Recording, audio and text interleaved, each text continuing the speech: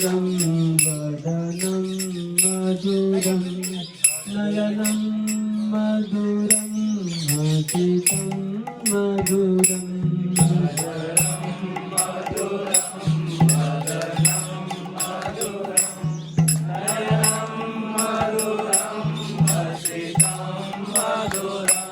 अजरं मधुरं वदनं मधुरं नयनं मधुरं हसितं मधुरं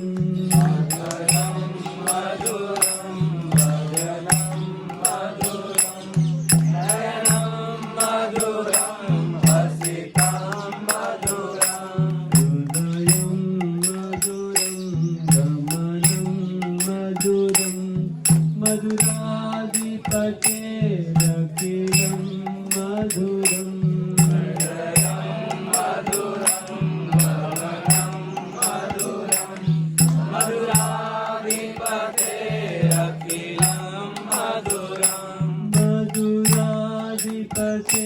मधुराधिपतेरखिलं मधुरम्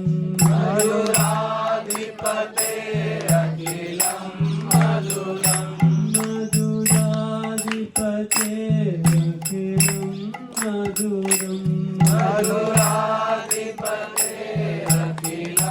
मधुरम् वचनं मधुरं चरितं मधुरं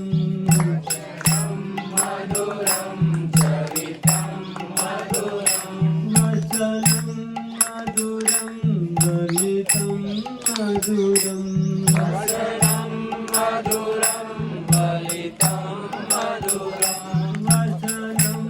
मधुरं ललितं मधुरं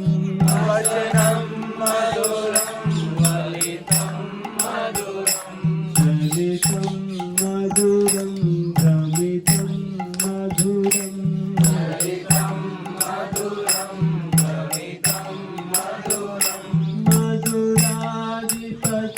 मधुराधिपतेरखिलं मधुरम्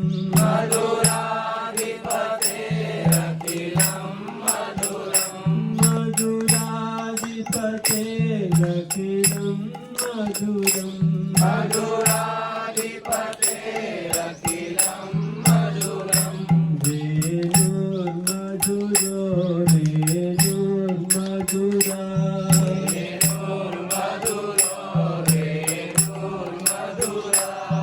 पारे मधुरा पारौ मधुरा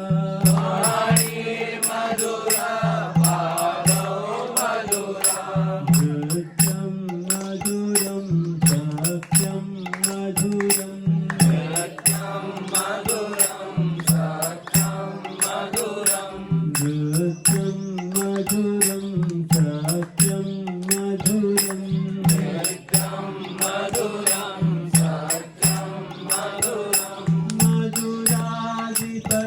मधुराधिपतेरखिलं मधुरम्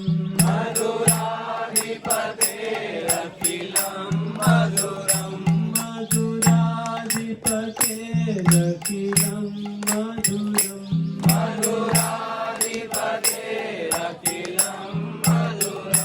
गीतं मधुरं गीतं मधुरं गीतं मधुरं गीतं मधुरं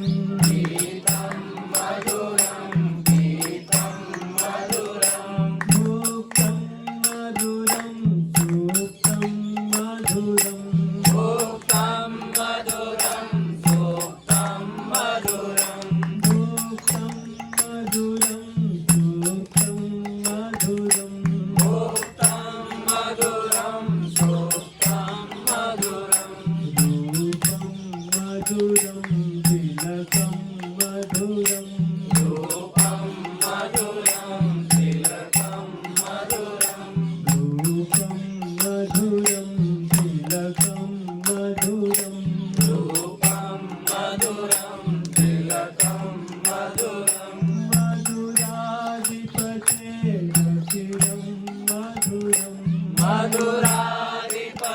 मधुराधिपतेरखिलं मधुरम्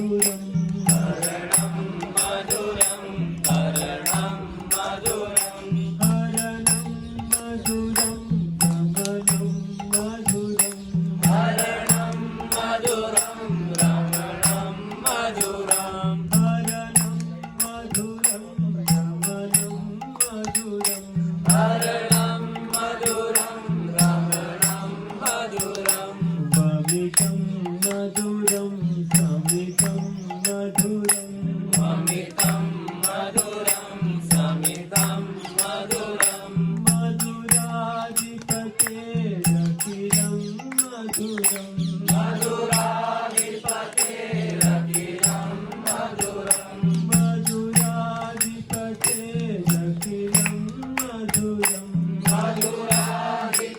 मधुराधिपतेरखिलं मधुरं गङ्गा मधुरा माला मधुरा गङ्गा मधुरा माला मधुरा यमुना मधुरा वीथि मधुरा यमुना मधुरा वीथि मधुरा सलिलं मधुरं कमलं मधुरं सलिलं मधुरं कमलं मधुरं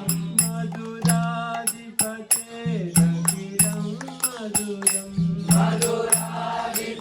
मधुराधिपतेरखिलं मधुरं मधुराधिपतेरखिलं मधुरं मधुराधिपतेरखिलं मधुरं गोपी मधुरा लीला मधुरा गोपी मधुरा लीला मधुरा युक्तं मधुरं युक्तं मधुरं युक्तं मधुरं युक्तं मधुरं युक्तं मधुरं युक्तं मधुरं युक्तं मधुरं युक्तं मधुरं श्रेष्ठं मधुरं श्रेष्ठं मधुरं श्रेष्ठं मधुरं श्रेष्ठं मधुरं मधुराधिपतेरखिलं मधुरं मधुराधिपतेरखिलं मधुरं मधुराधिपतेरखिलं मधुरं मधुराधिपतेरखिलं मधुरं गोपा मधुरा गावो मधुरा गोपा मधुरा गावो मधुरा गोपा मधुरा गावो मधुरा गोपा मधुरा गावो मधुरा यस्ते मधुरा श्रेष्ठे मधुरा यस्ते मधुरा श्रेष्ठे मधुरा यस्ते मधुरा श्रेष्ठे मधुरा यस्ते मधुरा श्रेष्ठे मधुरा फलितं मधुरं फलितं मधुरं फलितं मधुरं फलितं मधुरं फलितं मधुरं फलितं मधुरं फलितं मधुरं फलितं मधुरं मधुराधिपतेरखिलं मधुरं मधुराधिपतेरखिलं मधुरं मधुराधिपतेरखिलं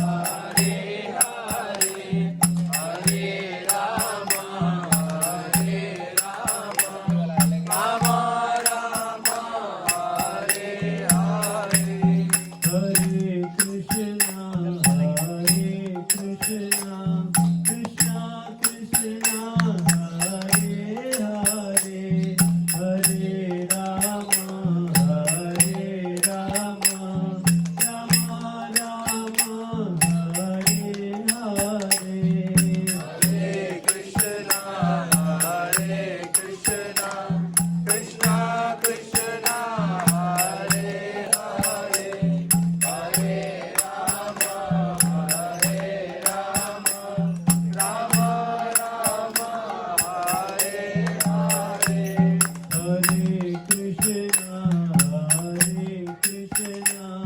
Krishna Krishna Hare Hare Hare Rama Rama Rama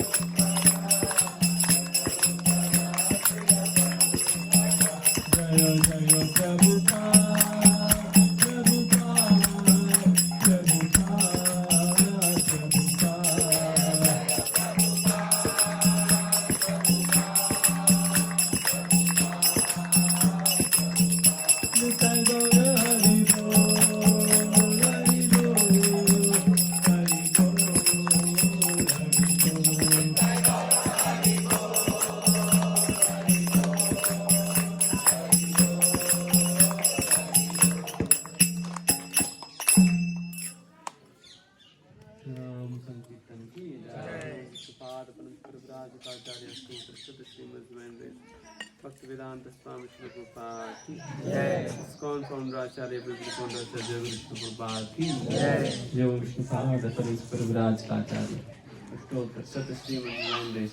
भक्ति सिद्धांत सरस्वती गोस्वामी महाराज प्रभुपाद की नामाचार्य दास ठाकुर की अनंत कोटि वैष्णव वृंद की प्रेम से कहो जय श्री कृष्ण चैतन्य प्रभु नित्यानंद श्री अद्वैत गदाधर श्रीवासुदेव गौर भक्तवृंद की राधा कृष्ण गोप गोपिका श्याम कुंड राधा कुंड गिरि गोवर्धन की मथुरा वृंदावन धाम की पुरुषोत्तम क्षेत्र जगन्नाथपुरी धाम की नवद्वीप मायापुर धाम की रामैया यमुना मैया की भक्ति देवी तुलसी महारानी की समवेद गौर भक्तवृंद की श्री केदारनाथ धाम की श्री आदि बद्रीनाथ धाम की श्री वृंदावन धाम की काय गौर प्रेमानंदे all glories to the same devotees, all glories to the same devotees, all glories to the same devotees, all glories to Sri Guru Gauranga Srila Prabhupada ki.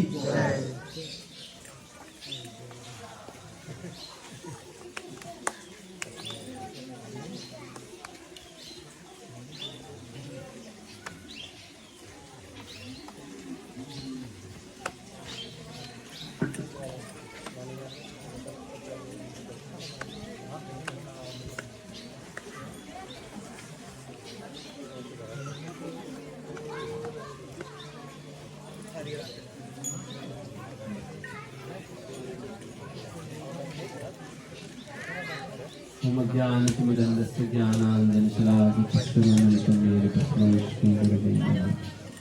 श्रीचैतन्यमनोभीष्टं स्थापितं येन भूतले स्वयं रूपः वदामि तदा तस्मै वन्देऽहं श्रीगुरुं श्रीपदकमलं श्रीगुरुं वैष्णवांश्च श्रीरूपं साग्रजातं सहगण रघुनाथान्वितं तं च गुरुं साद्वैतं सावधूतं परिजनसहितं कृष्णचैतन्यदेवं श्री राधा कृष्ण पादान सहगण ललिता श्री विशाखान्वितांश्च हे कृष्ण करुणा सिंधु दीनबंधु जगत्पते गोपेश गोपिका कांत राधा कांत नमोस्तुते तप्त कांचन गौरांगी राधे वृंदावनेश्वरी वृषभानुसुते देवी प्रणमामि हरिप्रिये कांसाकल्पतरुभ्यश्च कृपा सिन्धुं देवच पतितानां पावनेभ्यो वैष्णवेभ्यो नमो नमः।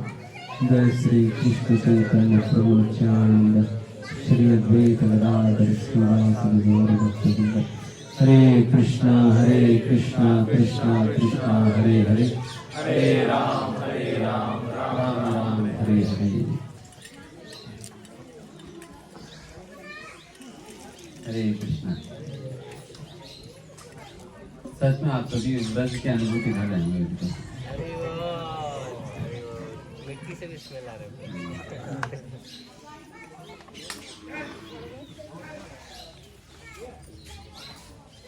अभी कहीं जाकर रूम में लेटने की कोई ऑप्शन नहीं है। कोई इधर उधर हिल भी नहीं सकते, बाहर तो धूप है।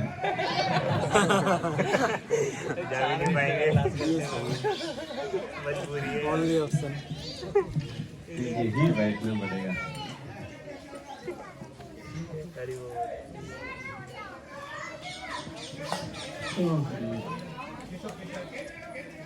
इसलिए ब्रज का मतलब ही है मैं रियली सिंपल लिविंग है, बहुत ही सरल जीवन है, कम से कम उपलब्धियों के साथ जीवन व्यतीत करते हैं। मिनिमल फैसिलिटीज बट मैक्सिमम क्या है?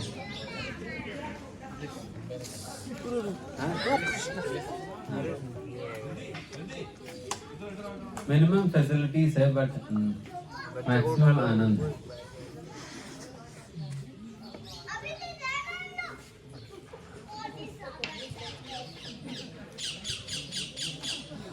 मतलब सुविधाजनक जीवन में तो उस प्रकार की आनंद तो थोड़ी देर के लिए प्राप्त हो पाती है, बट ये बहुत लंबा समय तक तो उस प्रकार के आनंद तो टिक नहीं पाएगी।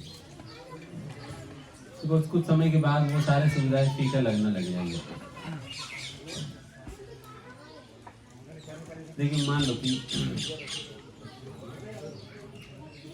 आपको पनीर सब्जी अच्छा लगता है, तो मैं सुबह दोपहर शाम को हर रोज में पनीर ही पनीर खिलाता रहो तो फिर क्या खाएंगे? नहीं खा पाएंगे ना। एक दिन के बाद तो कह देंगे प्रभु जी अभी बंद कर दो, खा नहीं पाएंगे। It has a limit. तो यही सुविधा हमसे जानता है। वैसे ये बद्रीनाथ और केदारनाथ धाम की प्राकृतिक इस प्रकार से हुई, क्या हुआ तो वैसे बहुत बड़ा लंबा स्टोरी तो नहीं है, तो कई और बातें हम चर्चा करेंगे, देखते हैं क्या है।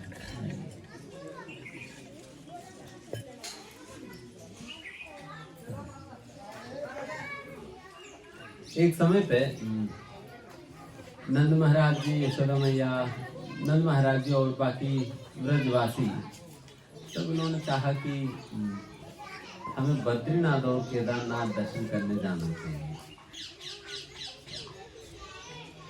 उनके मन में बात आई कि मतलब इस प्रकार से हमें बद्रीनाथ केदारनाथ धाम जाना चाहिए।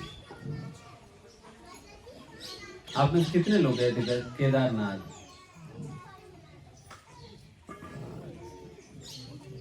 दस लोग ज्यादा था। बद्रीनाथ बस इतने।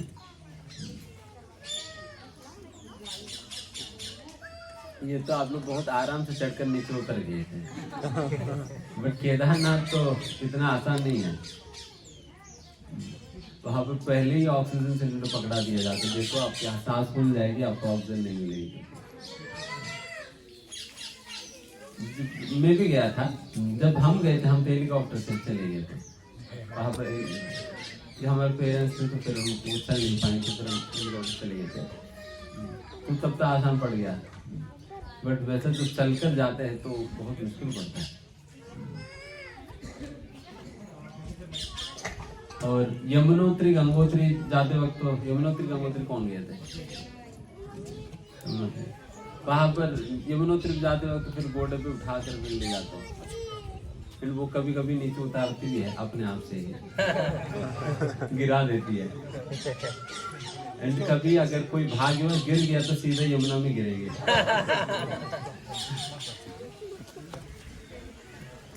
तो यमुनोत्री गंगोत्री।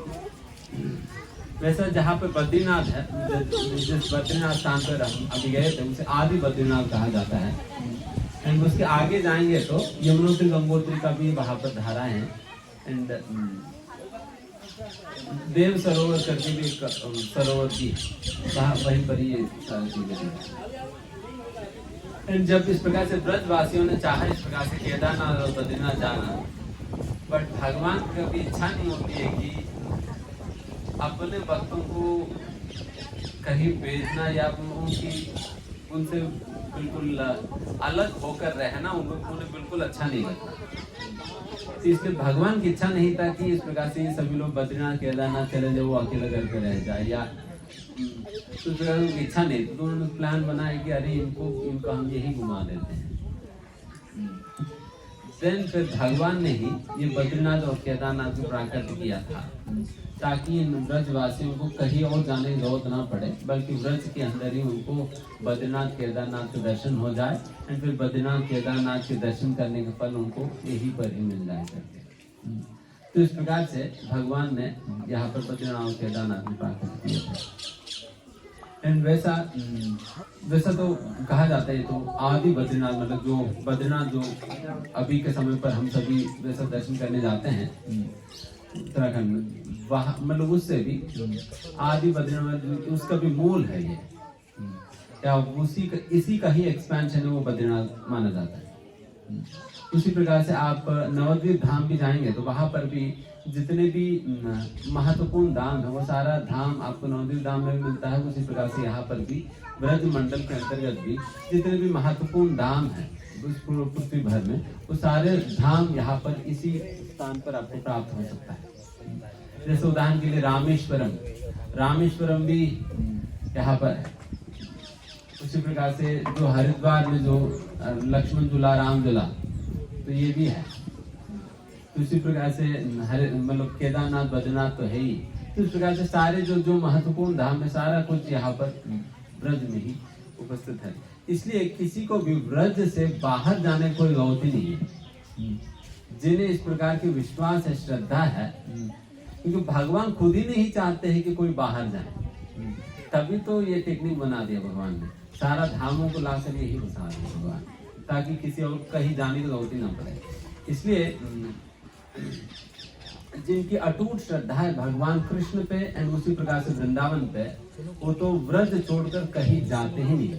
अगर उनको कहीं धाम यात्रा करनी है बस व्रज ही आते हैं, व्रज ही आते हैं। ना फिर ना बद्रीनाथ जाएंगे, ना केदारनाथ जाएंगे, ना रामेश्वरम जाएंगे, ना वाराणसी, कहीं भी नहीं जाएंगे। व्रज के सिवा वो कहीं नहीं जाएंगे, बिकॉज उनका पूरा मन यही पर ही बसा हुआ है। बिकॉज देखिए, मतलब जिन्होंने भी अनेक अनेक धामों का दर्शन किया है, निश्चित रूप से उनको, और व्रज का भी दर्शन जिन्होंने किया है सही प्रकार भक्तों के साथ, निश्चित रूप से आपको जिस प्रकार की आनंद और अनुभूति व्रज में प्राप्त होता है वो तो कहीं नहीं मिलेगी, कहीं नहीं मिलेगी। हम भी कई कई स्थानों पर घूम घूम कर ही आए हैं, तो फिर कहीं पर इस प्रकार की आनंद तो कहीं नहीं मिलेगी। जैसा अभी अभी हम दक्षिण भारत यात्रा करके आए हैं, तो फिर उसमें भी जगह जगह पर लोग यही सोच रहे थे कि प्रभु जी ये वृंदावन जैसा है ना, समझ में आ रहा है ना, प्रभु जी ये बिल्कुल वैसे ही वृंदावन जैसा लग रहा है। I mean their referral point, उनकी मन तो यही बसा हुआ है। तो यहाँ के मुकाबले तो कहीं कोई और धाम है ही नहीं। ये तो स्वयं भगवान श्री कृष्ण जहाँ पर नंगे पैर चले थे, तो वैसा परम पवित्र धाम है जिस धाम की विहरण करना भगवान स्वयं चाहते हैं। इसलिए भागवतम के अंतर्गत लिखा जाता है विहार विहार कामान, भगवान खुद काम करते हैं या इच्छा करते हैं कि इस व्रज धाम के अंतर्गत विहरण करें। इसलिए आप भी विहरण कर रहे हैं तो भगवान के पति जन्मों में परंपरा के साथ ही चल रहे हैं। इस प्रकार भगवान खुद यहाँ पर विहरण करने आते हैं। यहाँ पर भगवान को खुद ही इतना आनंद आता है इस व्रज में ना।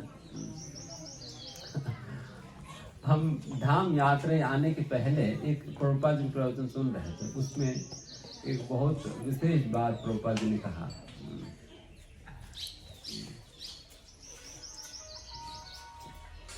उसमें प्रभुपाद जी कहते हैं एक श्लोक बता रहे थे, तीर्थ यात्रा केवल मनेर भ्रम। तीर्थ में आने के पहले प्रभुपाद जी के स्टेटमेंट मैंने सुनकर आया था। फिर हमने सोचा अरे तीर्थ यात्रा में हम जा रहे हैं, अभी तो जा भी रहो, लेकर जा भी रहे हैं, तो फिर क्या करें। वहां पर लिखा है तीर्थ यात्रा केवल मनेर भ्रम, केवल एक मन की भ्रम है तीर्थ यात्रा। मतलब ये किस कॉन्टेक्स्ट में बता रहे थे कि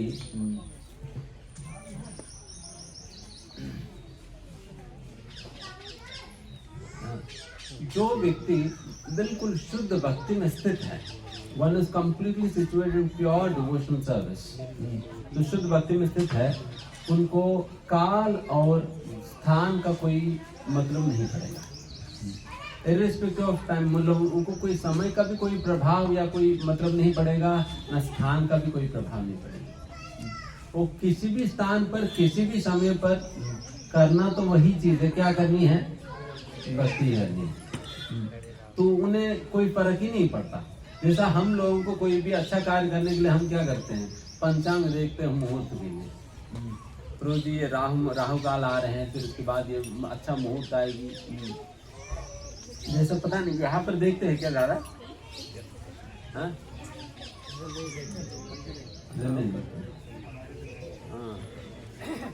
दक्षिण भारत में तो खूब देखते हैं।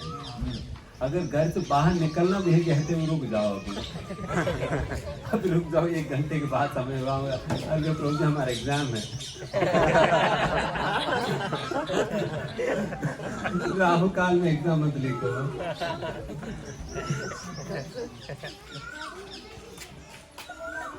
तो इस प्रकार से बिकॉज देयर वेरी प्रेजेंस, उनका अपना उपस्थिति के कारण ही उस समय को भी और उस स्थान को भी पवित्र बना देते हैं। तो वो जिस समय पर वो भजन करते हैं वो समय भी पवित्र हो जाती है, और फिर जिस स्थान पर बैठकर वो भजन करते हैं वो स्थान भी तीर्थ के रूप में परिवर्तित हो जाता है। इसलिए अभी हम इस श्लोक को पढ़ रहे थे, उसमें कौन युधिष्ठिर महाराज विदुर जी को संबोधित करते हुए ये बात कहते हैं।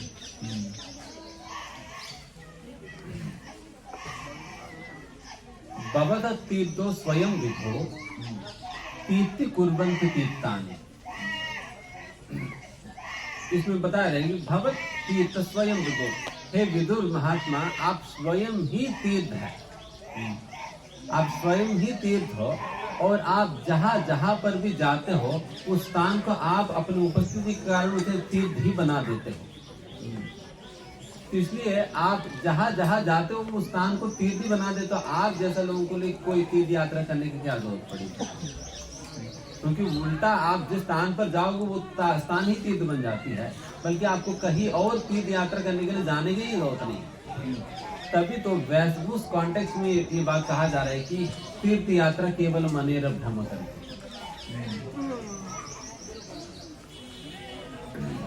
एक्चुअली ये उस कॉन्टेक्स्ट में नहीं, इसका कॉन्टेक्स्ट ही अलग है। ये कॉन्टेक्स्ट किस प्रकार से है कि जो व्यक्ति केवल तीर्थ में केवल दर्शन करने और पानी में डुबकी लगाने जो आते हैं, बिना कोई साधु संगति का, बिना कोई श्रवण का, उनके लिए कहा जा रहा है तो केवल मनेर भ्रम, केवल आप कल्पना, एक ऊहा की, एक कल्पना की भ्रमित अवस्था में ही आप जा रहे हैं बस। समझ आ रही बात?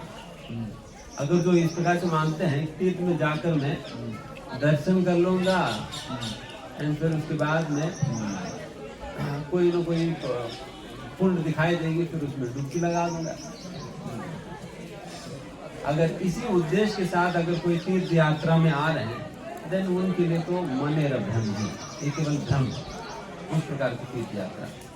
क्योंकि असलियत में कोई भी तीर्थ की पतिव्रत उसकी प्योरिटी किस चीज पे आधारित है कि वहां पर शुद्ध भक्तों की भजन के ऊपर आधारित है। वहां पर शुद्ध भक्त उनकी उपस्थिति के कारण उस तीर्थ के अंतर्गत वो वाइब्रेशन हमें अनुभव होती है। तो इसलिए वैसा भक्तों के संग लेने के लिए नहीं जाएंगे, then it is useless affair, then वो कोई बहुत बड़ा कोई फलदायक नहीं है इस प्रकार की तीर्थ यात्रा। इसलिए तीर्थ में जाने का मूल उद्देश्य है साधु संगति। साधु संगति प्राप्त करने के लिए तीर्थ जाना चाहिए, अन्यथा कोई और उद्देश्य नहीं है। देखिए आप सोचिए,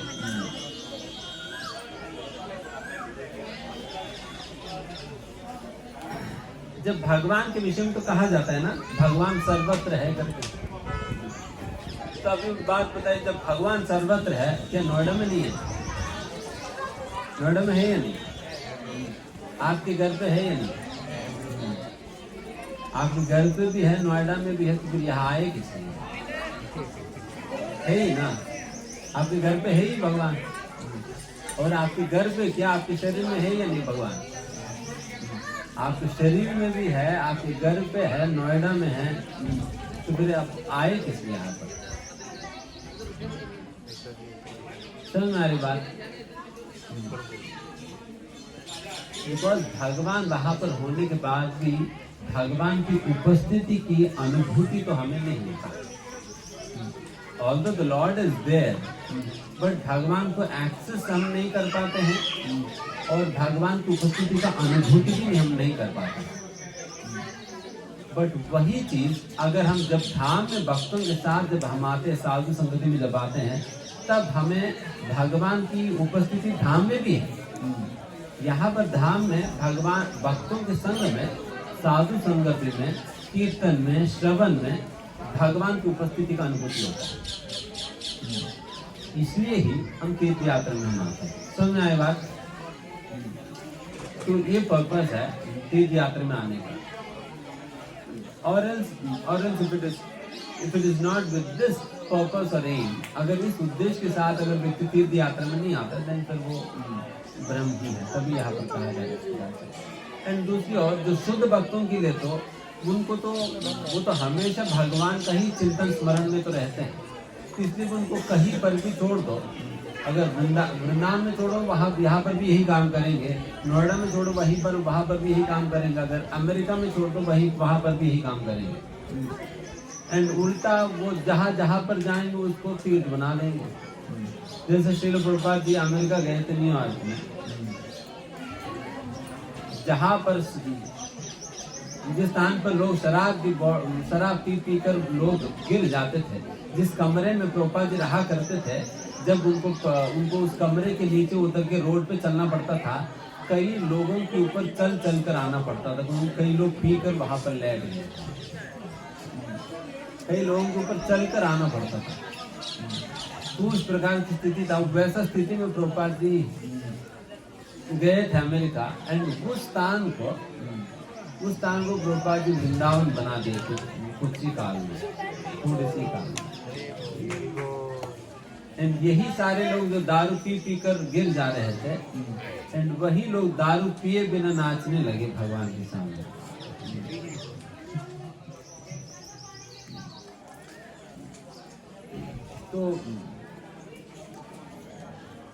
तो इस प्रकार से श्रील प्रभुपाद जी इस प्रकार से वृंदावन की स्थापना हर जगह किए थे, वृंदावन की स्थापना हर जगह किए थे।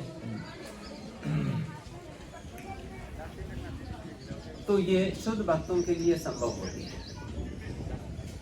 तो इस प्रकार से जो यहाँ पर कहा जाता है तीर्थी कुर्वंत तीर्थान, मतलब एक स्थान को, साधारण स्थान को भी इस प्रकार से तीर्थ के रूप में एक शुद्ध भक्त पर परिवर्तित कर सकते हैं। एंड इसका ज्वलित उदाहरण तो हम श्रील प्रभुपाद के रूप में हम देख सकते हैं। तो इस प्रकार से ये सारी बातें हम इस वृत्तांत हम समझ सकते हैं। एक तो पहली बात हमने जो कहा, व्रज में ही सारा क्षेत्र सम्मिलित है, इसलिए किसी को भी व्रज छोड़कर कहीं जाने की जरूरत नहीं। देखिए केदारनाथ बद्रीनाथ जाने के लिए आपको कितना पैसा खर्च होता है बताइए। हमें हेलीकॉप्टर में जाकर आने के लिए उन्होंने 15,000 रुपये लिया उस समय, 8-10 साल पहले, एक व्यक्ति के लिए, एक व्यक्ति के लिए ना। तो आप लोग अभी कितना दिए थे यात्रा?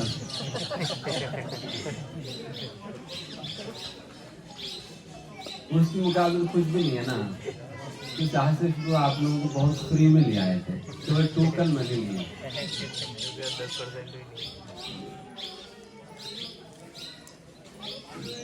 तो वही केदारनाथ बद्रीनाथ जाने में तो फिर कितना मेहनत लगता है और कितना पैसा खर्च होता है। बट यहाँ पर हम इतना आसानी से हम यहाँ पर आकर भगवान के दर्शन कर लिया। एंड यहाँ पर दर्शन करने से उतना ही लाभ है जितना लाभ वहाँ पर केदारनाथ में भगवान के दर्शन करने से होता है। बस इतनी ही अंतर है, वहाँ पर ठंड है, यहाँ पर गर्मी है, बस इसी बात की अंतर है। बट लाभ तो उतना ही है, क्योंकि उल्टा तो जैसा हमने कहा, ये तो आदि केदारनाथ और आदि बद्रीनाथ है। जो बद्रीनाथ वहाँ पर है उसका भी मूल है ये, इसी का ही विस्तार है वहाँ पर है, इसी का ही विस्तार, यही केदारनाथ का विस्तार है वहाँ पर जो हिमालय में पाया जाता है। इसलिए ये मूल केदारनाथ है। तो जिनकी वैसा केदारनाथ की दर्शन हम सभी लोगों ने प्राप्त किया, ये हमारे परम सौभाग्य है आज के दिन। वैसा आज सुबह ही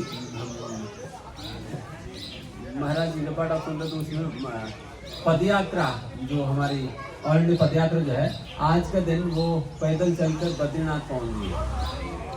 तो उनका भी दर्शन, बद्रीनाथ का दर्शन आज का ही दिन हुआ। इसलिए आज महाराज जी भी बद्रीनाथ के विषय में कथा कह रहे थे। तो आज के ही दिन फिर हमारा भी बद्रीनाथ जी का ही दर्शन हुआ, बट हम बस में आए, बस इसी बात की अंतर है। इसलिए भगवान स्वयं भी नहीं चाहते कोई व्रज छोड़कर कहीं बाहर जाए। जिस प्रकार से कभी भी एक माँ नहीं चाहती है अपने बच्चे कोई बाहर जाए, उन्हें छोड़कर कहीं दूर चले जाए, इसमें भगवान खुद ही नहीं चाहते कोई व्रज छोड़कर कहीं बाहर जाए, क्योंकि भगवान ने इसी व्रज के अंदर ही रामेश्वरम भी बना दिया, केदारनाथ बना दिया, बद्रीनाथ बना दिया, देव सरोवर बना दिया, तप कुंड भी बना दिया, सब कुछ यहाँ पर ही बता दिया, हरिद्वार ऋषिकेश सब कुछ यहाँ पर ही। इसलिए फिर कहीं और जाने की जरूरत नहीं पड़ता। तो ये ऐसा अद्भुत धाम है व्रज। एंड वैसे इस व्रज धाम के मुकाबले तो जैसा हमने कल का दिन हम बता ही रहे थे, इस पूरा ये जो भौतिक सृष्टि है, इस पूरा सृष्टि के अंदर दो विभाग है। एक तो परव्योम है, परव्योम मतलब जो आध्यात्मिक सृष्टि है, व्योमा मतलब स्काई, पर मतलब सुपीरियर। तो इस प्रकार से जो परव्योम मतलब जो आध्यात्मिक सृष्टि है, दूसरा ये भौतिक सृष्टि है। एंड पूरा ये भौतिक सृष्टि के अंतर्गत सबसे पवित्र धाम के रूप में माना जाता है ये मथुरा मंडल माना जाता है। ये उपदेश अमृत के अंतर्गत रूप गोस्वामी बात की मथुरा मंडल माना जाता है। ऐसा मथुरा मंडल के अंतर्गत सबसे पवित्र स्थान है गोवर्धन, और गोवर्धन के अंतर्गत सबसे पवित्र स्थान है राधा। तो इस प्रकार से ये व्रज धाम जो है, जहाँ पर भगवान रहे थे और यहाँ पर अनेक लीलाएं जो संपन्न किए थे, ये पूरा भौतिक सृष्टि का सबसे पवित्र स्थान है, सबसे पवित्र स्थान है।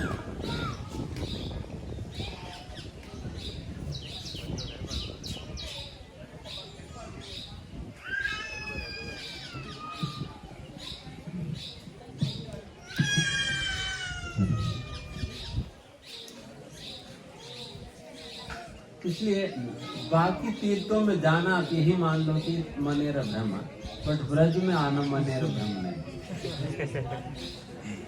यही परम गति है, यही परम गति है। क्योंकि बाहर जाना मतलब व्यक्ति शंका कर रहे हैं तो शायद वहां पर कुछ रखा हुआ है, देख लेते हैं। कहीं कुछ नहीं रखा हुआ है, सब कुछ यही रखा हुआ है ब्रज में। इसलिए कहीं और जाने होते नहीं। आपके लिए तो और भी आसान है।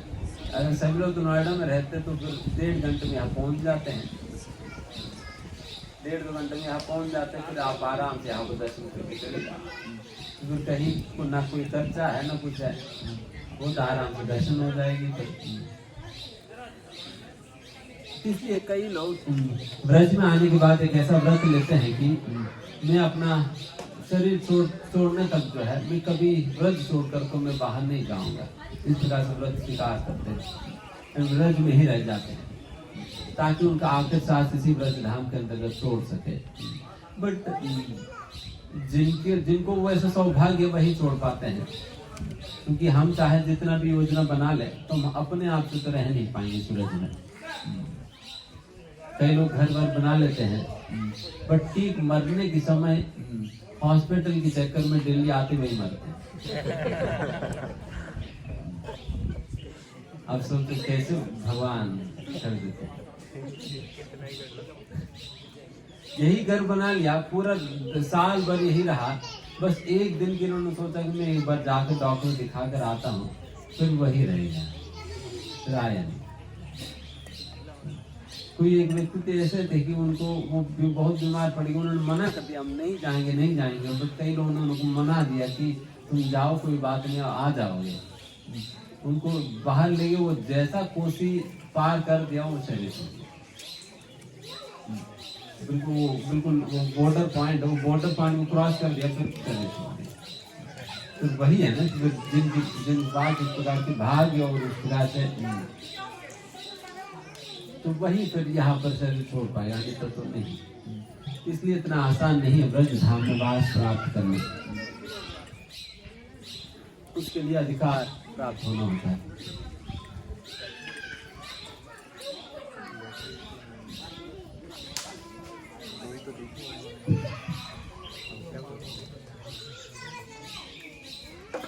एंड यू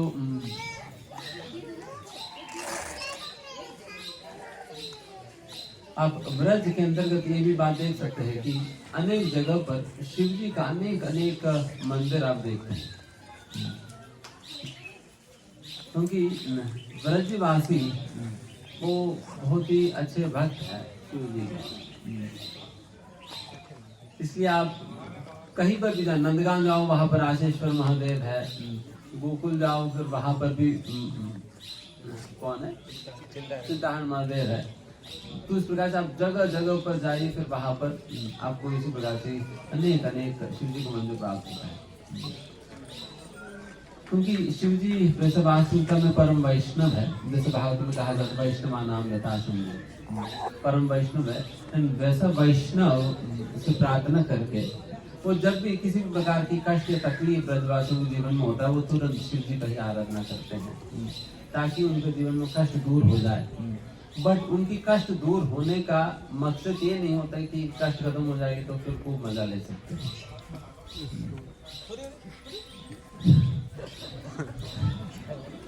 तो इस प्रकार की तो आशा नहीं होती है। बट उनके जीवन में कष्ट का मतलब यही होता है कि जब भगवान की सेवा में किसी प्रकार के अंतराल होता है, किसी प्रकार की बाधा आती है, उसी को अपना कष्ट के रूप में मानते हैं एंड उसी कष्ट को दूर करने के लिए शिव जी के पास जाते हैं, ताकि उनका जीवन में जो भक्ति करने के लिए, जो भी भगवान की सेवा करने के दौरान जो भी कष्ट आ रहे तो वो दूर हो, जिससे उनकी भगवान के प्रति उनकी जो सेवा है वो जारी रहे। उसके अलावा उनका कोई और इच्छा नहीं होती है। कई लोग इस प्रकार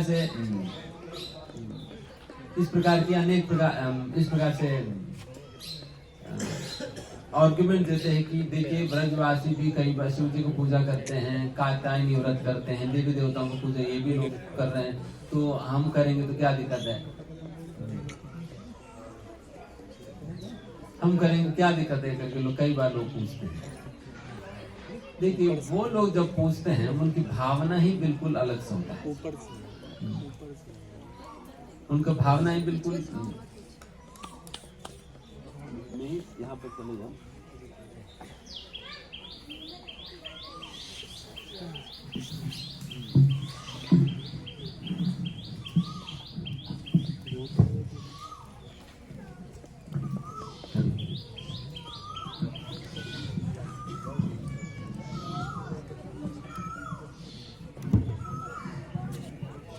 ये बात कहने के उपरांत हम आप भी लोगों से कुछ सुनना चाहेंगे, इसलिए आप लोगों से कुछ पूछेंगे हम, तो आप लोग बताएंगे।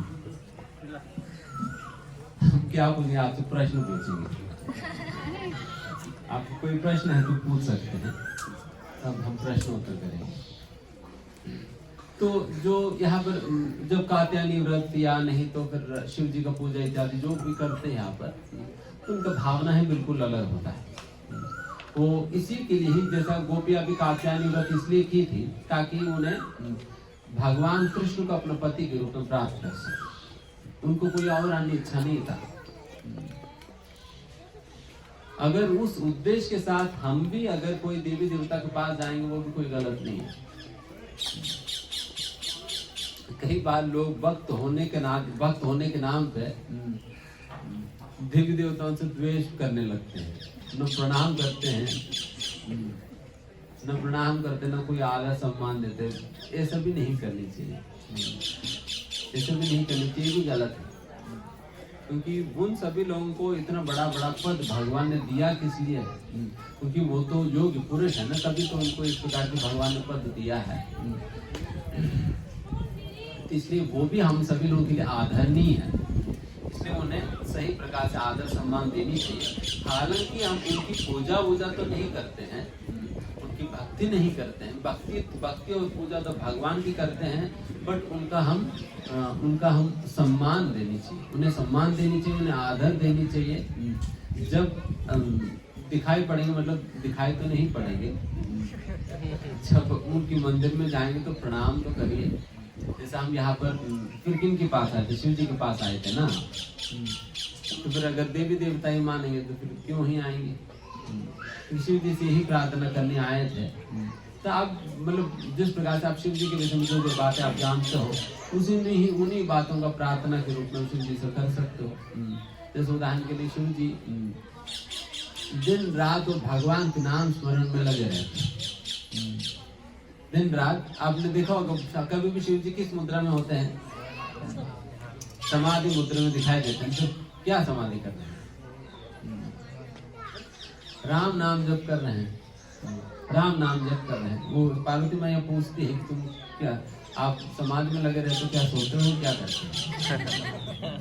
इनकी नाम लेते हैं। फिर शिव जी कहते देखिए मैं इस प्रकार से राम नाम लेता हूँ, श्री राम राम रामेति रमे रामे मनोरमे, ये श्लोक उसी संदर्भ में कहते हैं। उसी प्रकार से राम नाम लेते हैं। तो शिव जी से प्रार्थना कर सकते हो कि शिव जी आप जिस प्रकार से निरंतर रूप से भगवान के नाम स्मरण में आप लगे रहते हो, तो हमारे अंदर भी उस प्रकार की बुद्धि और अविरलता दीजिए जिससे हम भी भगवान के नाम अविरल रूप से हम ले सके। तो ऐसे प्रार्थना कर सकते हो। जिस प्रकार से शिव जी परम धीर व्यक्ति है, कामदेव स्वयं आकर भी उनके अंदर कामुक वासनाएं जगा नहीं पाए। कामदेव स्वयं आए थे उनके अंदर कामुक इच्छाओं को जागृत करने के लिए, बट फिर भी उनके अंदर तनिक मात्र के काम की वासनाएं जागृत नहीं हुई। तो शिव जी जैसा धीर व्यक्ति कोई और है नहीं दुनिया में। तो वैसा शिव जी से प्रार्थना कर सकते हो, जिस प्रकार की धीरता आपके अंदर है, काम वासना बिल्कुल है ही नहीं आपके अंदर, उस प्रकार की धीरता हमें भी दीजिए जिससे हम अपने आप को काम वासना से बचाकर अपने तन मन धन को आपके भगवान की सेवा में लगा सके। तो इस प्रकार से शिव जी से प्रार्थना किया जा सकता है। उस प्रकार से अनेक बातें शिव जी को स्वीकार, जैसे शिव जी और पार्वती वो हमेशा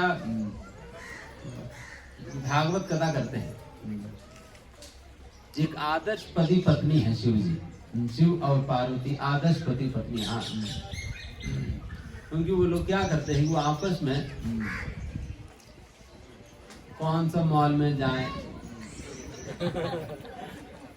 या अभी हम नैनीताल जाएं या कहाँ जाएं, तो ये सारी बात नहीं करते। पार्वती में ये नहीं पूछते कि पिछली बार तुमने साड़ी नहीं लाया, तो ये सारी बातें नहीं करते आपस में। वो सभी तो यही, वो दोनों तो हमेशा यही बात करते हैं कि भागवत की चर्चा करते हैं। जब तक शिव जी में क्षमता है तब तक शिव जी कथा करते हैं और पार्वती मैया सुनती है। फिर उसके बाद पार्वती मैया कथा करने लगी, शिव जी सुनेंगे। फिर थोड़ी देर पर थकने के बाद शिव जी कथा करेंगे, पार्वती सुनेंगी। तो इस प्रकार से टर्न बाय टर्न, कभी शिव जी कभी पार्वती, कभी शिव जी कभी पार्वती, यही दाम्पत्य जीवन है। तो वैसा आदर्श पति पत्नी है शिव और पार्वती।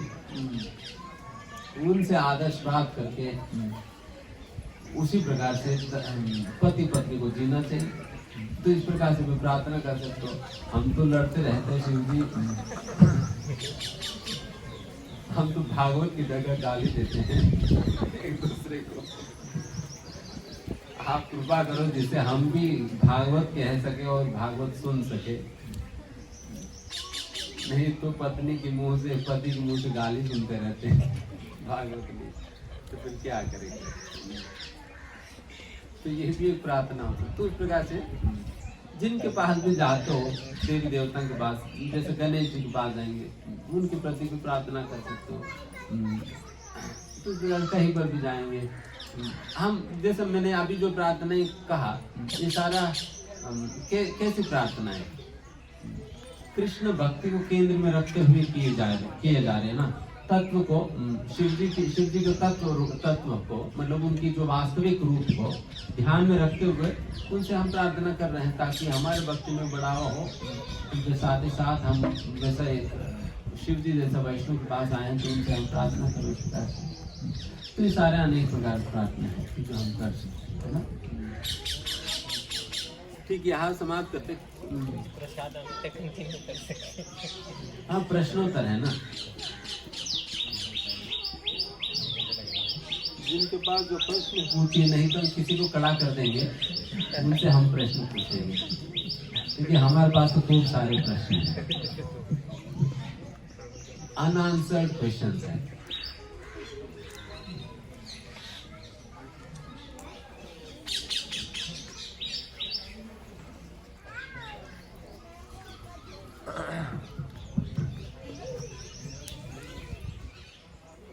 वैसा तो कहीं पर भी भागवत कथा तो प्रश्नों से ही शुरू होता है, केवल यहाँ पर ही बिठाकर पहले ही उत्तर दे दिया जाता है, लास्ट में प्रश्न पूछा जाता है।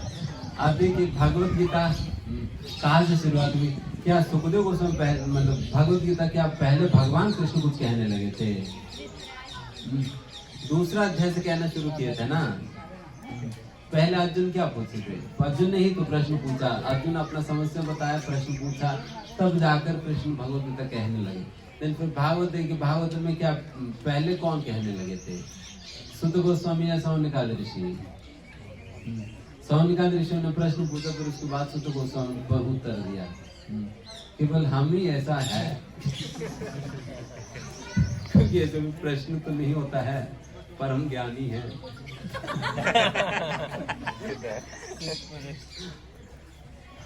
तो प्रश्न नहीं होता तो इसलिए पहले ही हम ही समाधान दे देते हैं।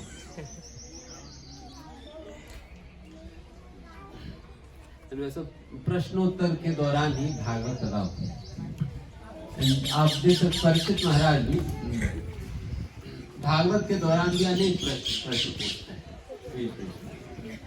तो इस प्रश्न क्या होता है, मतलब ये बात अनेक प्रकार के प्रश्न संस्थान के लिए इस समय पे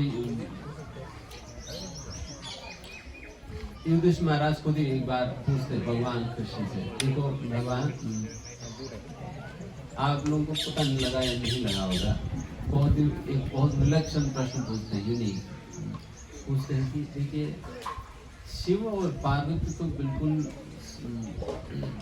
ऐसा स्थान पर रहते हैं, संस्थान जैसे स्थान पर रहते हैं। शिव जी के पास तो सही प्रकार से पहनने के लिए ना पैंट है ना शर्ट है, कोई कपड़ा वपड़ा भी नहीं है, तो फिर वैसे ही चमड़ा वमड़ा बांध लेते हैं एंड अपने शरीर पे वो क्या है,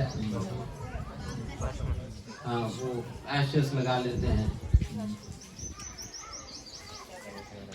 और फिर ऐसा शिव जी का जो पूजा करते हैं वो लोग तो बहुत धनी होते हैं, एंड उल्टा जो नारायण तो पूरा लक्ष्मीपति है, जिनकी चरणों के संवाहन लक्ष्मी जी स्वयं करती रहती है, एंड अनंत ऐश्वर्यों के साथ भगवान अपना वैकुंठ में रहते हैं। और वैसा वैकुंठपति और लक्ष्मीपति विष्णु की पूजा जो करते हैं तो खंगाल रहते हैं, जो है वो भी छूट जाता है। तो फिर क्या बात है, इसका उत्तर हम नहीं देंगे अभी। ये ऐसा प्रश्न पूछेंगे। एंड उसी प्रकार से ये नारद मुनि एक बार वैकुंठ में जाते हैं। ये नर नारायण की जैसे बद्रीनाथ गए थे, नारायण प्रागट के पीछे एक बार वैकुंठ जाते हैं। वैकुंठ जाते हैं, फिर वैकुंठ में भगवान विष्णु किस पोज में दिखाई देते हैं?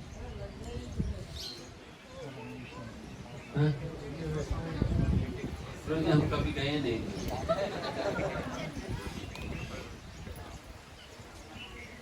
किस पोज में दिखाई देते हैं?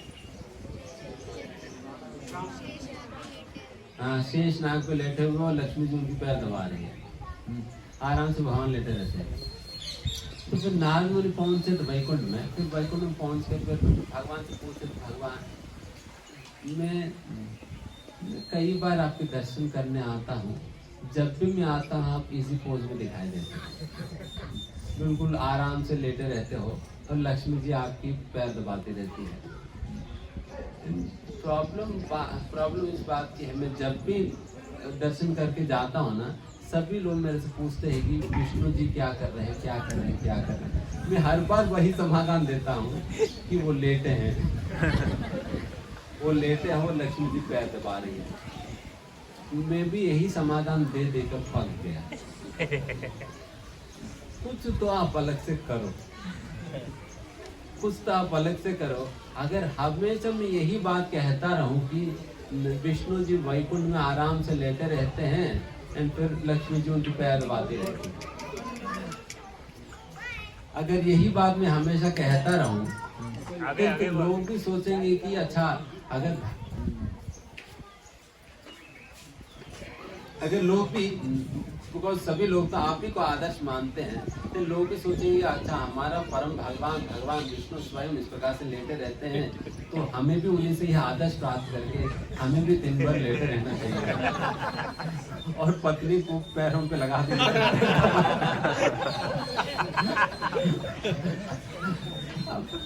कहोगे देखिए हमारा परम भगवान जो है लेटे रहते हैं और पत्नी पैर दबाती रहती है, तुम भी मेरे दबाते रहना और मैं लेकर आऊंगा।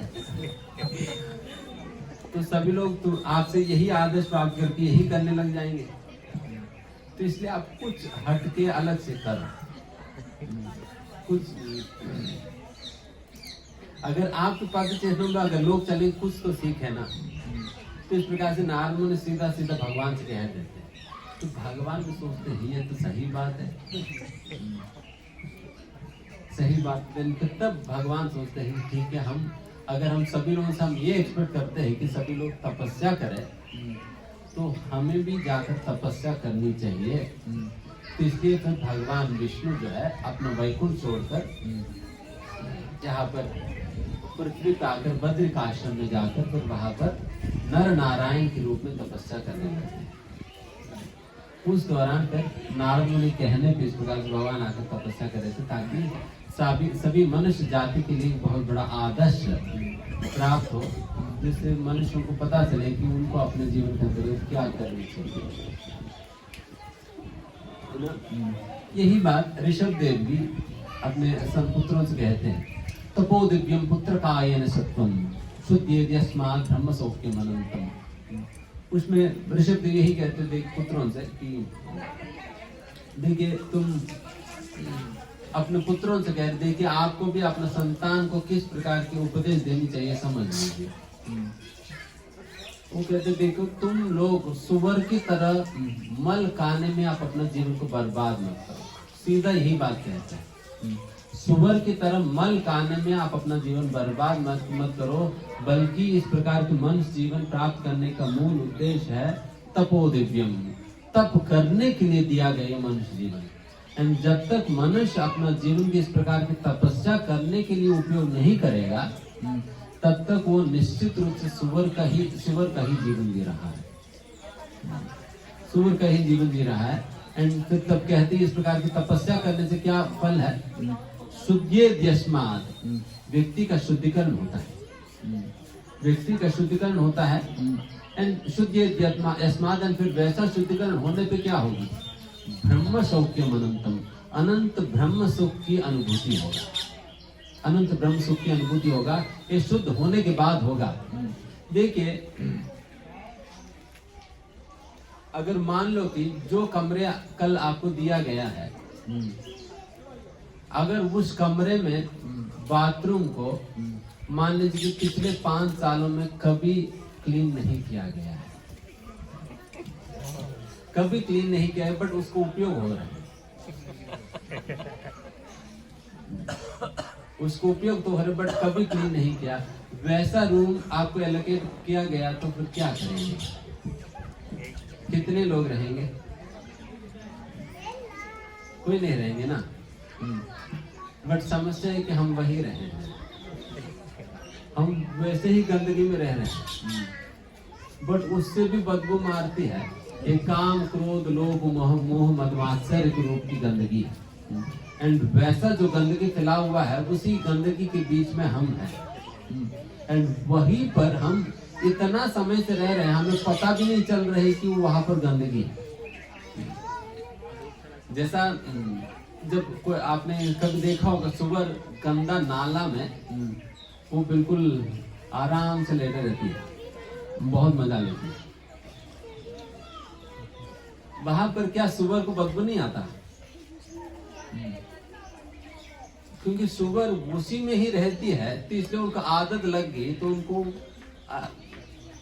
फर्क नहीं पड़ता।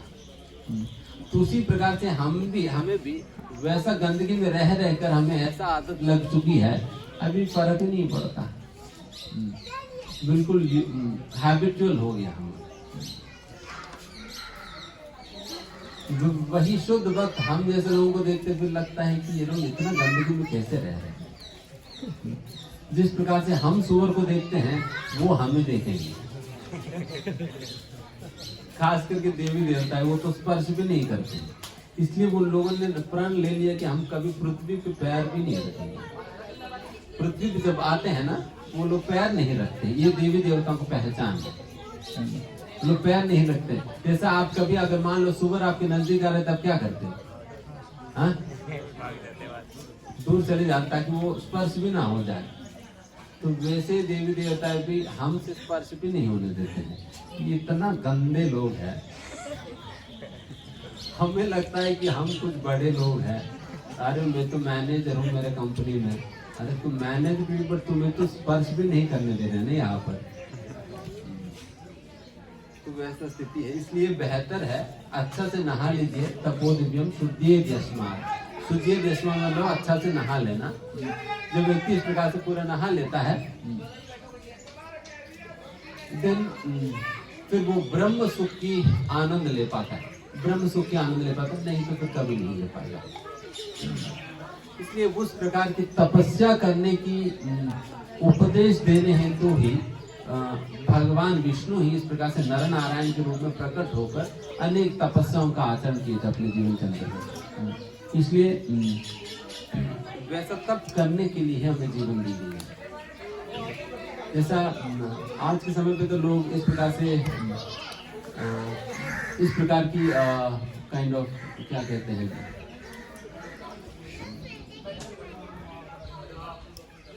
मतलब जीवन की लक्ष्य के रूप में हो या जीवन की पर्पस के रूप में कहते हैं कि जीवन तो किस लिए दिया गया है? एंजॉय करने के लिए दिया गया है करके, एंजॉय करने के लिए। बट एंजॉय क्या करोगे? देखिए हमेशा यही बात याद रखना कि जो भोगने जाता है तो वो भोगा जाता है। अगर आप भोगने जाओगे दिन फिर आपको भोगा जाएगा, क्योंकि भोगने की क्षमता तो हमारे अंदर है ही नहीं। हम भोगने के लिए नहीं बनाए गए हैं, हमें भोगा जाने के लिए ही बनाए गए। इसलिए आप भोगने भी जाओगे तब भी आपको भोगा ही जाएगी, तो भोग ही नहीं सकते, तो संभव ही नहीं है। इसलिए बेहतर है किसी और की भोगने की वस्तु बनने की बजाय हम किन की भोग की वस्तु बने, है ना। वैसे भी भोगना हम भोग की वस्तु तो है ही, बेहतर है किसी और की भोग की वस्तु बनने की बजाय हम भगवान की भोग की वस्तु बने ना। तो इस प्रकार से व्यक्ति को बहुत ही गंभीरता पूर्वक भक्ति को स्वीकार करनी चाहिए, अन्यथा फिर भोगा जाएगा। Because the whole world is simply looking forward to exploit you. केवल आपकी शोषण करने के लिए पूरा दुनिया बनाए हुए हैं। 2 दिन पहले एक प्रवचन हम सुन रहे थे, उसमें प्रभुपाद जी एक महत्वपूर्ण बात कहते हैं। हालांकि कई लोग कई प्रकार की भक्ति के विषय में बात करते हैं। कोई कहते हैं हम देशभक्ति कर रहे हैं, कोई कहते हैं कि हम समाज सेवा कर रहे हैं, कोई कहते हैं कि हम अपने पत्नी का भक्त है, कोई कहते हैं नहीं हम अपने पति का भक्त है, कोई कहते हैं कि हम अपना माता पिता के भक्त है, कोई कहते हैं मैं अपना पुत्र से संतान से प्रेम करता हूँ। पर प्रभुपाद जी बिल्कुल क्लियरली स्ट्रेट फॉरवर्डली कहते रहे हैं सारा झूठ है, सारा झूठा खेल है ये।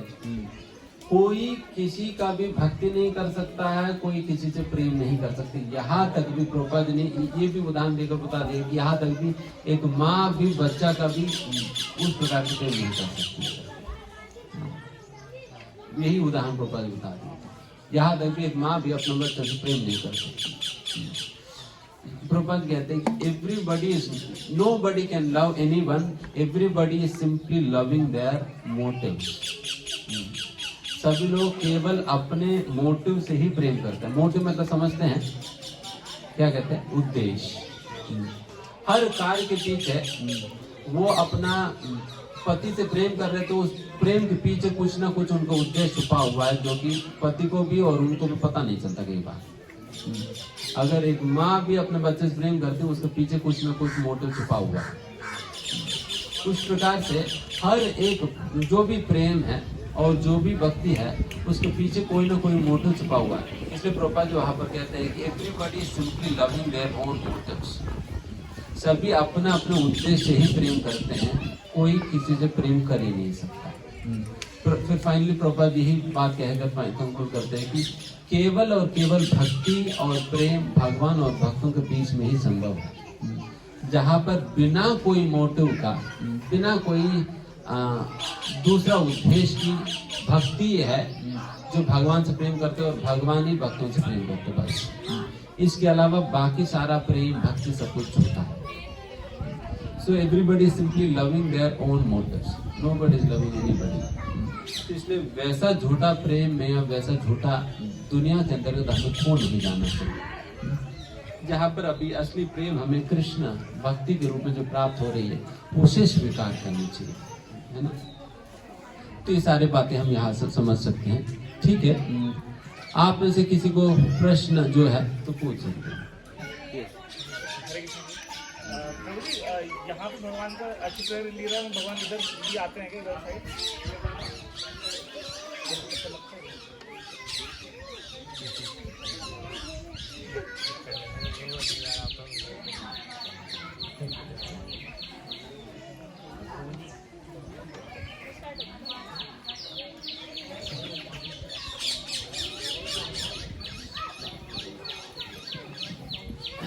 अष्टप्रहर लीला, अष्टप्रहर लीला में भगवान इस तरह से आते ही है, गोवर्धन के आसपास में आते ही है, बट हर बार केदारनाथ आते हैं करके नहीं। इस तरह तो गोवर्धन के आसपास में ही तो भगवान सब अपने सारा लीलाएं करते हैं ना। और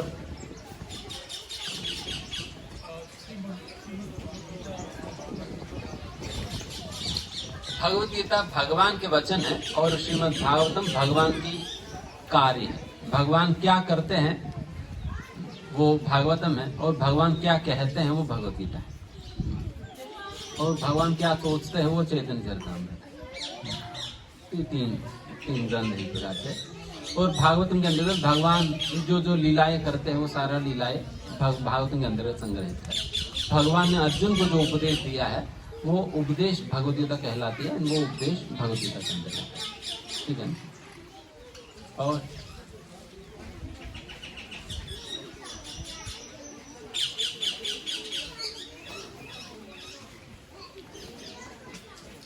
अच्छा, मन सबसे बड़ा खतरनाक विषय है मन, क्योंकि इस पूरा दुनिया को मुट्ठी में लाया जा सकता है मन के सिवा। बाकी सारा दुनिया को मुट्ठी में लाया जाए, बट मन को छोड़ के सब कुछ हम नियंत्रण कर लेंगे, बट अपना मन को तो नियंत्रण नहीं कर पाएंगे। जैसे हिरण्यकशिपु पूरा दुनिया को उन्होंने नियंत्रण कर लिया, बट अपना मन के ऊपर ही उनको कोई नियंत्रण नहीं है। तभी तो प्रहलाद महाराज हिरण्यकशिपु से कहते, देखो आप तो सोच रहे हैं कि आपने सबको जीत लिया करके, बट आपके अंदर जो 6 शत्रु है उनको तो आप जीत नहीं पाए। काम, क्रोध, लोभ, मोह, मद, आश्चर्य, तो उसके ऊपर तो आप जीत नहीं पाए, बल्कि आप उनका दास बनकर उनकी कहने के अनुसार आप कार्य कर रहे हैं। तो इस प्रकार से आप सोच रहे आप बहुत बड़े राजा हो, बट आप राजा नहीं बल्कि उनके दास हो। तो इस प्रकार से जो मन के ऊपर नियंत्रण नहीं पा पाता है तो वो मन के दास ही बना रहता है। तो वैसे मन के साथ फिर क्या करें? देखिए, the only way to control, the only way to bring the mind under control is to purify it. मन को नियंत्रण में लाने का एकमात्र उपाय यही है, मन को शुद्ध करना पड़ेगा। शुद्ध किए बिना आप चाहे कितना भी प्रयास करें, मन को कभी भी आप अपना नियंत्रण में नहीं ला सकते। शुद्ध किए बिना आप चाहे कितना भी टेक्निक्स अपनाओ और कितना भी टॉनिक वानिक बताते हैं, नहीं टॉनिक पी लेंगे तो तुम्हारी माइंड कंट्रोल में आ जाएगी, मेमोरी बढ़ जाएगी, ये हो जाएगी, वो हो जाएगा। अब कितना भी पी जाइए, मन तो नियंत्रण में नहीं आएगी। कई लोग कई लीटर पी गए थे बट काम नहीं बना, क्योंकि मन को नियंत्रण में लाने का यही एकमात्र उपाय है, मन को शुद्ध करना पड़ेगा। मन को शुद्ध करने का उपाय क्या है? मन को शुद्ध करने के यही उपाय है कि भगवान की भक्तिमय सेवा में लगाना अपने आप को। जैसा चीतो दर्पण मार्जनम, चित्त रूपी दर्पण का मार्जनम, उसका शुद्धिकरण भगवान के नाम जप से होता है। उसी प्रकार से भगवान की कथा सुनने से हृदय तस्तो ही अभद्रान विदनोति सुहृदसताम, हृदय के अंतर्गत स्थित अभद्रों की धुलाई होता है जब व्यक्ति भगवान की कथा की श्रवण करता है। उसी प्रकार से जब कोई व्यक्ति अपने इंद्रियों को भगवान की सेवा में लगाता है, देन फिर क्या होता है, सर्वोपाद विनिर्मुक्तम तत्परेत्वेन निर्मलम ऋषिकेन ऋषिकेश सेवनम भक्ति रुच्यति। जब आप अपने इंद्रियों को भगवान की सेवा में लगाते हो तब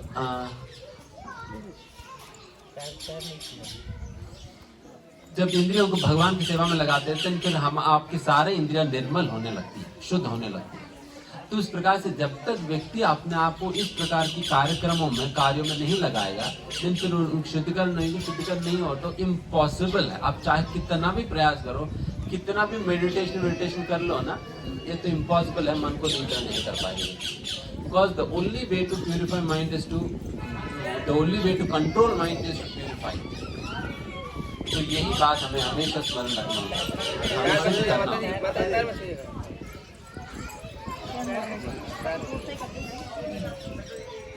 शुद्ध करना होगा अपने आप को ना।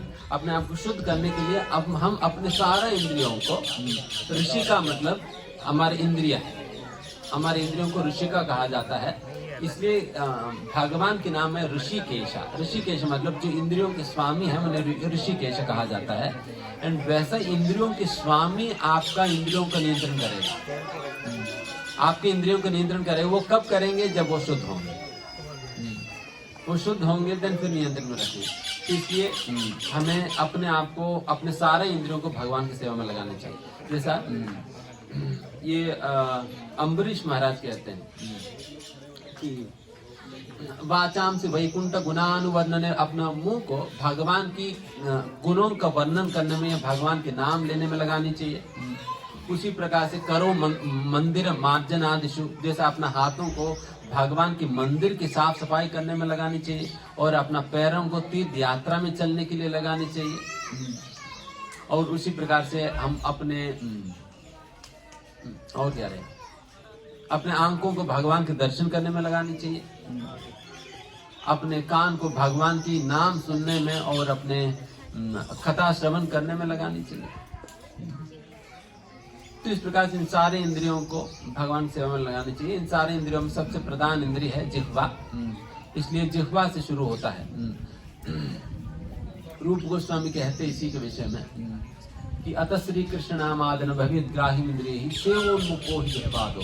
भगवान की सेवा शुरुआत होती है जिह्वा से। जिह्वा के दो कार्य होता है, एक तो भगवान के प्रसाद सेवा करना और भगवान के नाम लेना। भगवान के प्रसाद ग्रहण करने से भी हमारे इंद्रियों को शुद्धिकरण हो रहे हैं और उसी प्रकार से भगवान की नाम लेने से भी शुद्धि हो रहे हैं। तो इस प्रकार से इस प्रकार के कार्यों में अपने आप को लगाया जाए, देन फिर हम शुद्ध होंगे। देन हमारा शुद्धिकरण मतलब हमारा मन शुद्ध होगी। मन शुद्ध होगी तो फिर मन नियंत्रण में आ जाएगा। बिकॉज जैसा कई बार लोग यही कहते हैं कि जैसा आप भी कह ही रहते हैं कि कई प्रकार के नेगेटिव थॉट्स मन में आते रहते हैं। कई बार इतना हद तक भी उठपटांग बातें भी आता है कि इनकी टांग तोड़ दूं।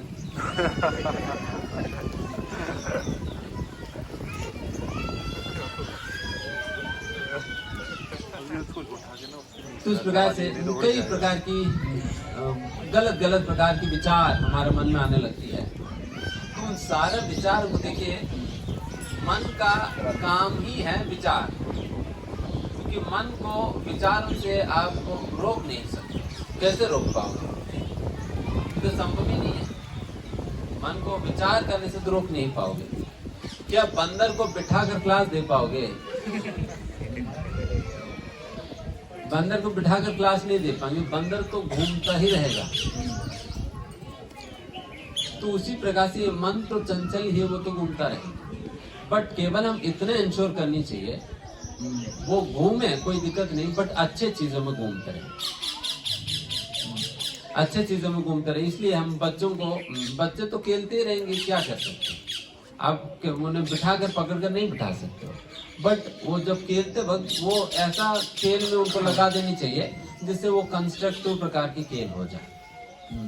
अगर कोई आग वाग के पास, कोई ऐसा चीजों के पास आप पानी वानी के पास छोड़ देंगे फिर नुकसान हो सकता है। इसलिए हम वैसा कंस्ट्रक्टिव चीजों के पास हम उनको खेलने के लिए लगा दें ताकि वो खेले बट कंस्ट्रक्टिव तरीके से खेले, जिससे वो भी कुछ सीखे और फिर साथ ही साथ उनका भी मन जो खेलने की जो है वो भी पूरा हो जाए। उसी प्रकार से हमारा अपना विचारों को भी, अपना मन को भी हमें विचारों में विचार करता ही है मन, बट अच्छे विचारों में लगाना हो। बट अभी के समय पे हमें अच्छे विचार होता क्या है यही भी पता नहीं है। अच्छा विचारों को कोई इनपुट ही नहीं है कहीं से। सुबह सुबह उठकर क्या पढ़ते हैं? हाँ, न्यूज़पेपर पढ़ते हैं। उस न्यूज़पेपर में क्या होता है? अच्छा विचार होता है क्या? इन्होंने इनको मार दिया, इन्होंने इनको गाली दिया, फिर इनके साथ अफेयर चल रहे हैं तो उन्होंने ऐसा कर दिया, तो यहाँ पर बॉम्ब लगा दिया, फिर 50 लोग मर गए। These are the kind of information we get to read in the newspaper, and this is what we take in as input early in the morning. सुबह सुबह यही लेते हैं लोग। एंड रात को सोने के पहले क्या करते हैं? तब भी न्यूज लगाते हैं, 60 मिनट 60 न्यूज। तो फिर न्यूज लगाते पूरा सारा न्यूज देखते हैं, वही उसी का ही मनन चिंतन करते हुए आज पता नहीं वहां पर क्या चल रहे हैं, रशिया ने बॉम्ब डाल दिया नहीं, अभी फिर पता नहीं अब फिर आगे क्या होगा, एज इफ वहां पर पुतिन सारे बातें आपसे पूछ कर करेंगे। इतना मनन करते लोग, अभी अगला प्लान क्या होनी चाहिए, अगर पुतिन पूछेंगे तो फिर मुझे क्या बताना होगा। तो कोई आपसे पूछने वाला कोई है नहीं, हमारा कोई इतने इन्फ्लुएंस है ही नहीं कि क्या करें। What is the use of all of that foolish and mindless thinking? कोई उपयोग नहीं, बट फिर भी मन उन्हीं ही चीजों में लगे रहता। तो इसलिए अपने मन को अच्छे विचार में लगाने के लिए सबसे पहले हम उस प्रकार की इनपुट्स लेना पड़ेगा। हम इनपुट्स लेते हैं, एक तो क्या पढ़ते हो, इसलिए हम बताते हैं सभी लोग श्रील प्रभुपाद जी के पुस्तकों का अध्ययन करो, क्योंकि वहां से आपको अच्छे इनपुट्स मिलेंगे, वहां से आपको अच्छे इनपुट्स मिलेंगे, आपके माइंड के लिए एक प्लेटफॉर्म मिलेगा जहां पर वो विचरण करे। माइंड को विचरण करना ही है, उनका अच्छा प्लेटफॉर्म दीजिए, वो उनका अच्छा प्लेटफॉर्म मिल जाएगी। आप प्रभुपाद जी की पुस्तकें पढ़ेंगे, प्रभुपाद जी के प्रवचन सुनेंगे, साधु संगति में आएंगे, देन आपको वो मन विचरण करने के लिए अच्छा प्लेटफॉर्म मिल जाएगी, देन फिर मन विचरण करेगी वहां पर। उनको बांध कर रखने का प्रयास करेंगे तो दौड़ेगी, वो तो खुलवा कर दौड़ेगी, अब बांध नहीं पाओगे। तो इस प्रकार से एंड साधु संगति से मिलेगा, आप श्रवण से मिलेगा, हियरिंग जो आप सुनेंगे उससे मिलेगा, एंड अब म्यूजिक जो सुनते हैं वो भी काफी इफेक्ट डालती है। अगर बॉलीवुड सॉन्ग सुनेंगे तो फिर क्या होगा बताइए? बॉलीवुड सॉन्ग सुनेंगे तो फिर ऑब्वियसली राजनीति पैशनेट नेचर बढ़ जाएगी। देखिए अभी के समय पे पिछले 1.5 दिन से आप सभी लोग यहाँ पर साधु संगति में हैं, भक्तों के संग में हैं। दिन भर हम क्या कर रहे हैं? इधर कीर्तन कर रहे हैं या प्रवचन सुन रहे हैं, कोई धाम में जाकर दर्शन कर रहे हैं, और आपस में भी अगर मेरी आशा सही रहा तो आपस में भी आप लोग इसी प्रकार की बातें कर रहे होंगे।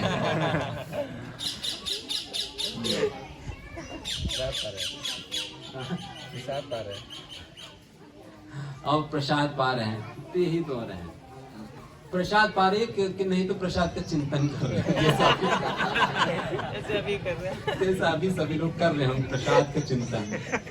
सच में प्रसाद का भी चिंतन किया जा सकता है। तो अभी मन क्या कितना नियंत्रित है, कितना क्या है बताइए? अभी सही लग रहे हैं रिलेटिवली, है ना? तो रिलेटिवली आपको फील हो ही रहे हैं ना, जिस प्रकार की संगति में, जिस प्रकार की कार्यकलापों में अपने आप को आपने लगा रखा है। तो इसलिए अगर आप अपने आप को इसी प्रकार के कार्यों में लगा रखेंगे तो फिर ऑब्वियसली आपकी मन नियंत्रण में रहेगी, नियंत्रण में रहेगी। इसलिए हम अपने दिन को हम उस प्रकार से बना लेना होगा ताकि हमें हमेशा इस प्रकार की इनपुट टाइम टू टाइम मिलते रहे। ऑल्दो हम अपना ऑफिस जॉब इत्यादि इत्यादि करेंगे, बट उस दौरान भी इस प्रकार की इनपुट्स कहीं ना कहीं से मिलता रहे, तो उस प्रकार से हम अपना दिनचर्या को बनाएंगे तो देन फिर डेफिनेटली आपकी मन नियंत्रण में हो जाएगी। ठीक है। ध्यान क्या होता है और कैसे करते हैं, और कोई स्पेसिफिक टाइम होता है जिसमें करते हैं? ध्याय तो विष्णु कहते हैं।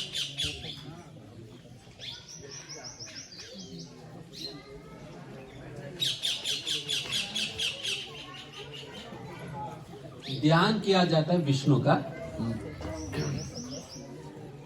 एंड ध्यान करने का सबसे बेहतरीन उपाय यही है भगवान के नाम की कीर्तन किया जाता है। इससे और बढ़िया कोई ध्यान नहीं है। एंड ये इस प्रकार से भगवान नाम जप करने के लिए सबसे बेहतर समय है प्रातः काल, सुबह के समय, जो ब्रह्म मुहूर्त के समय है। ब्रह्म मुहूर्त के समय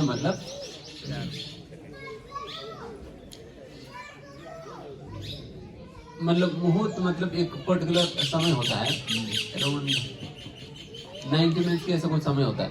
वो सुबह सूर्योदय होने के 1.5 घंटे पहले, 1.5 घंटे से पहले शुरू होता है, इसलिए ब्रह्ममुहूर्त देरी करता है। जैसा अभी गर्मी का मौसम चल रहा है ना, तो इसलिए दिन बहुत जल्दी शुरू होता है, तो सूर्योदय बहुत जल्दी होता है, तो इसलिए ब्रह्ममुहूर्त भी थोड़ा जल्दी होगा, ब्रह्ममुहूर्त भी थोड़ा जल्दी होता है। तो उस प्रकार से लगभग 5:30 बजे तक सूर्योदय हो जाता है ना, तो इसमें मतलब 4 बजे से ही 4 या 4 बजे के पहले शुरू हो जाते हैं ब्रह्ममुहूर्त। उस समय जो 4 से 5:30 के बीच में करना बेहतर है, सबसे बेस्ट है।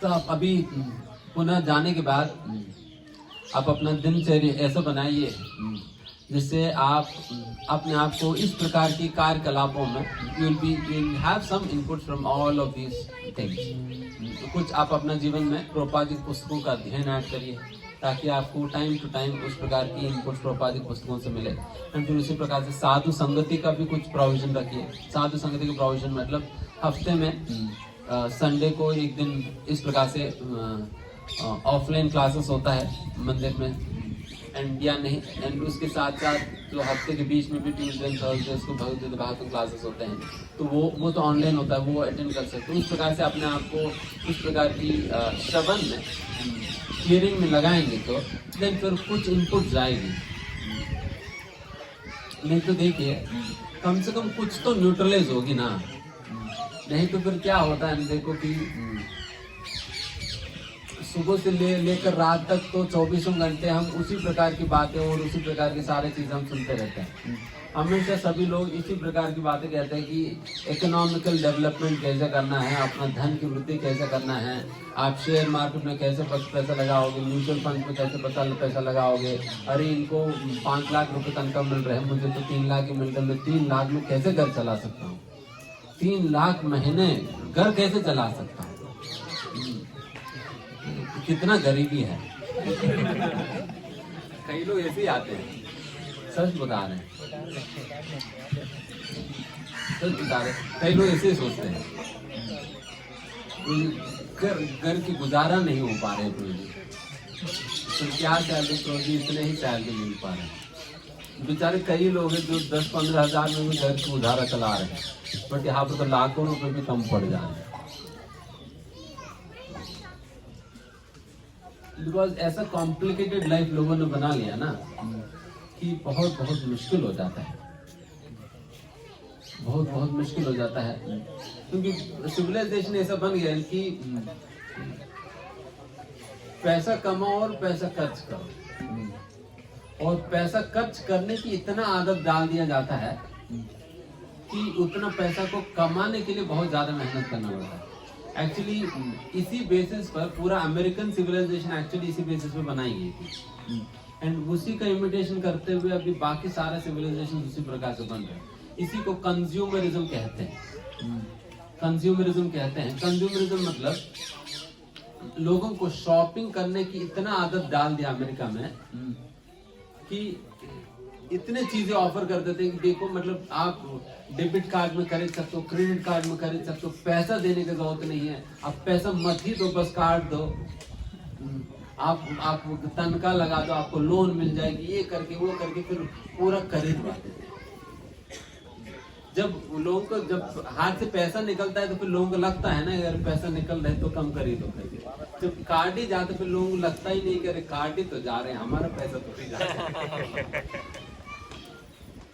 तो एंड फिर जब लोन भी बहुत आसानी से जब मिल जाता है, लोग कहते हैं ना लोन बस 1 क्लिक में आपको लोन मिल जाएगी, 1 क्लिक में लोन मिल जाएगी करके, देन इतना क्लिक फिर 1 या 2 क्लिक कर दूंगा मैं। तो फिर अगर क्लिक पे मिल जाएगी तो लोग सोचते हैं फिर ठीक है, आसानी से मिल जाएगी, फिर ले लेंगे। तो इस प्रकार से ले लेकर कंज्यूमरिज्म को इतना बढ़ा दिया, और भी फिर इतना लोन लेने भरते हुए फिर जीवन बिताना पड़ रहा है। तो इस प्रकार से बहुत कॉम्प्लिकेटेड लाइफ बना दिया। तो इसलिए व्रज जो भी असलियत में वृंदावन में वास प्राप्त करना चाहते हैं तो उन्हें यही प्रिंसिपल अपनाना होगा कि सिंपल लिविंग, हाई थिंकिंग, सरल जीवन और उच्च विचार, इस प्रकार के जीवन जीना होगा। नहीं तो फिर अगर उच्च जीवन जीना है तो फिर नोएडा में रहोगे। इस प्रकार से ठीक है। और किसी को यह प्रश्न है कुछ और?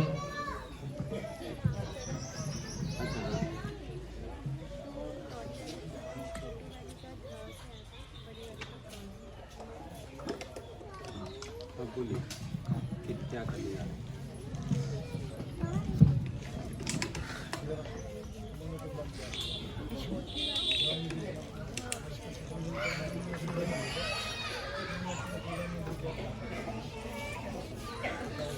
दोनों